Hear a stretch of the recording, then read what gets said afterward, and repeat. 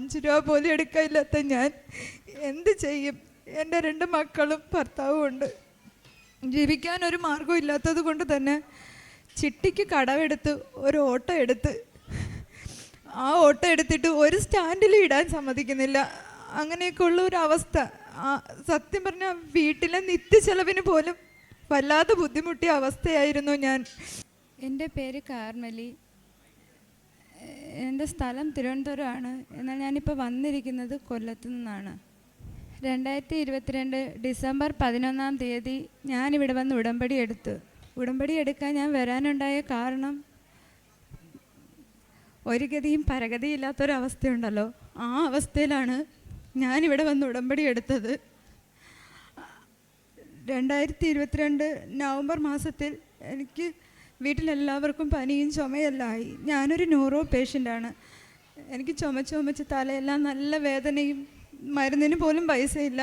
വാടകയ്ക്കാണ് താമസിക്കുന്നത്. വാടക വീട് മാറണം. വേറൊരു വീടെടുക്കാൻ പോലും ഒരു വഴിയുമില്ല. 50,000-60,000 ഒക്കെ അഡ്വാൻസ് കൊടുക്കണം. 5 രൂപ പോലും എടുക്കാനില്ലാത്ത ഞാൻ എന്ത് ചെയ്യും? എൻ്റെ 2 മക്കളും ഭർത്താവും ഉണ്ട്. ജീവിക്കാൻ ഒരു മാർഗവും ഇല്ലാത്തത് കൊണ്ട് തന്നെ ചിട്ടിക്ക് കടമെടുത്ത് ഒരു ഓട്ടോ എടുത്ത് ആ ഓട്ടോ എടുത്തിട്ട് ഒരു സ്റ്റാൻഡിൽ ഇടാൻ സമ്മതിക്കുന്നില്ല. അങ്ങനെയൊക്കെ ഉള്ള ഒരു അവസ്ഥ. സത്യം പറഞ്ഞാൽ വീട്ടിലെ നിത്യച്ചെലവിന് പോലും വല്ലാതെ ബുദ്ധിമുട്ടിയ അവസ്ഥയായിരുന്നു ഞാൻ.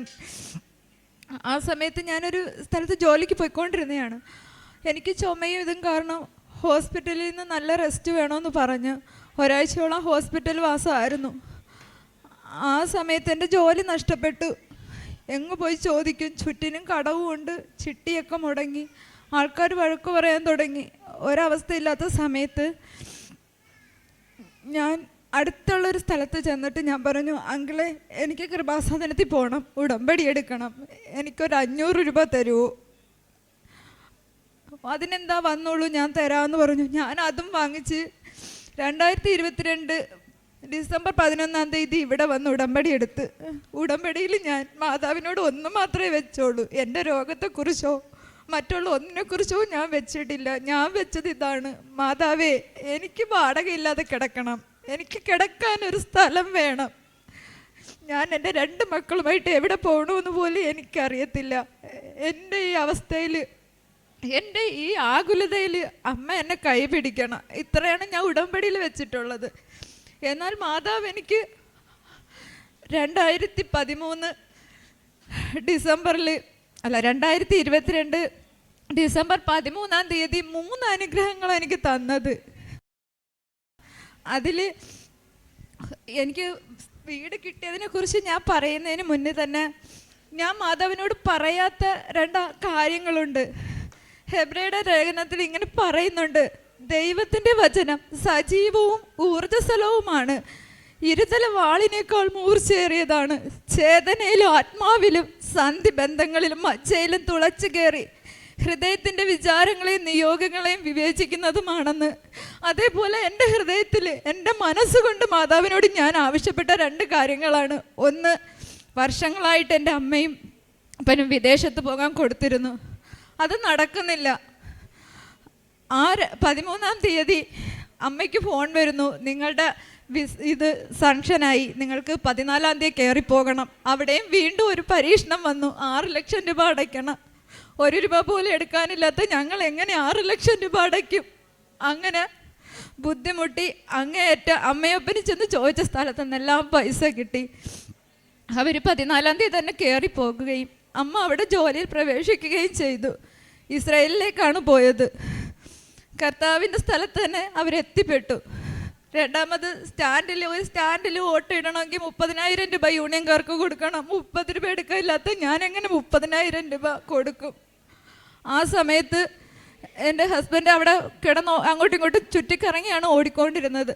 അപ്പോൾ അവിടെ വെച്ച് പരിചയമുള്ള ഒരാൾ കൈയാട്ടി വിളിച്ചിട്ട് ചോദിച്ചു, എവിടെയെങ്കിലും സ്റ്റാൻഡ് കിട്ടിയോ? ഇല്ല. എന്നാൽ ഇവിടെ 250 രൂപ അടച്ചൊരു കൂപ്പൺ എടുത്ത് സ്റ്റിക്കർ വണ്ടിയിൽ ഒട്ടിക്കാൻ പറഞ്ഞു. അപ്പോഴും ആ 250 രൂപ പോലും ഇല്ല. അപ്പോഴും ഒരു ഓട്ടം കിട്ടി. ആ തുക എടുത്ത് അവിടെ അടച്ചു. മാതാവ് ഇടപെട്ട ഒരു ഓട്ടോ സ്റ്റാൻഡ് ഞങ്ങൾക്ക് കിട്ടി. അപ്പം എനിക്ക് താമസിക്കാൻ ഇടവില്ലാത്തതാണ് എൻ്റെ വിഷയം. എൻ്റെ അപ്പനും അമ്മയും ഒരു കുഞ്ഞു വീട്ടിലാണ് താമസിക്കുന്നത്. എൻ്റെ അമ്മയും അപ്പനും സന്തോഷത്തോടെ ഓടി വന്നിട്ട് താക്കോൽ എൻ്റെ കയ്യിൽ തന്നിട്ട് പറഞ്ഞു, നീ ഇനി വാടക വീട്ടിലൊന്നും കിടക്കണ്ട മോളെ, അവിടെ ഉള്ള സ്ഥലത്ത് വന്ന് താമസിക്കുന്നു പറഞ്ഞ് തന്ന്. എനിക്ക് അസാധ്യമായ കാര്യമാണ് എനിക്കിവിടെ വന്നതിന് ശേഷം സാധിച്ചത്. ജനതകളുടെ ഇടയിലേക്ക് നോക്കി വിസ്മയഭരിതരാകുവിൻ, പറഞ്ഞാൽ വിശ്വസിക്കാനാകാത്ത ഒരു പ്രവൃത്തി നിങ്ങളുടെ നാളുകളിൽ ഞാൻ ചെയ്യാൻ പോകുന്നു എന്ന തിരുവചനം ഞാൻ കൂടെ കൂടെ ചൊല്ലുമായിരുന്നു.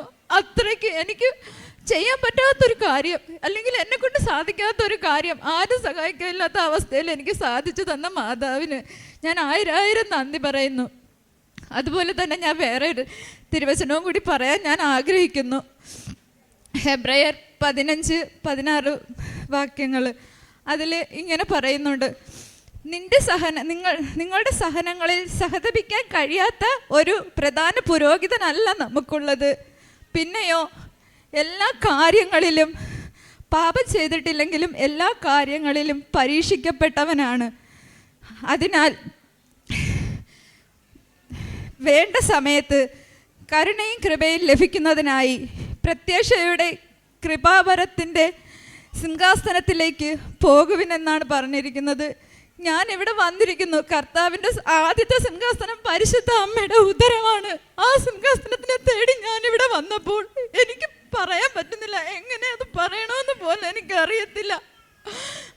എനിക്ക് താമസിക്കാൻ ഇടം കിട്ടി, എൻ്റെ അമ്മയ്ക്കും അപ്പനും പോകാൻ പറ്റി, ഭർത്താവിനൊരു സ്റ്റാൻഡ് കിട്ടി. ഇത്രയേറെ അനുഗ്രഹങ്ങൾ വാരിക്കോരി ചെറിയാൻ മാതാവ് എനിക്ക് വാരിക്കോരി ചെരാനുള്ള ഒരു യോഗ്യത എനിക്കില്ല. എങ്കിലും എനിക്ക് ഇത്രയും തന്നെ എൻ്റെ മാതാവിന് ഈശോന് 1000 നന്ദി ഞാൻ പറയുന്നു.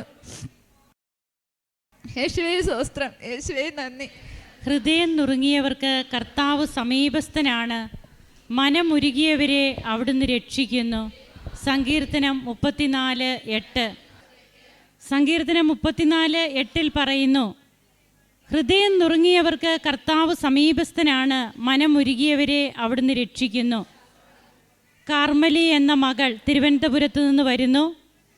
ഇവിടെ നിയോഗം വെച്ച്, അതായത് ഒരു നിയോഗമാണ് ആ മകൾ ആകെ കൂടെ മനസ്സിലും ഹൃദയത്തിലും പേപ്പറിലും എല്ലാം എഴുതിക്കൊണ്ട് നടന്നത്. ആ നിയോഗം വാടക കൂടാതെ എനിക്കൊന്ന് താമസിക്കണം, അതിനുള്ള ഒരു സ്ഥലം എനിക്ക് അമ്മ ഒരുക്കി തരണം.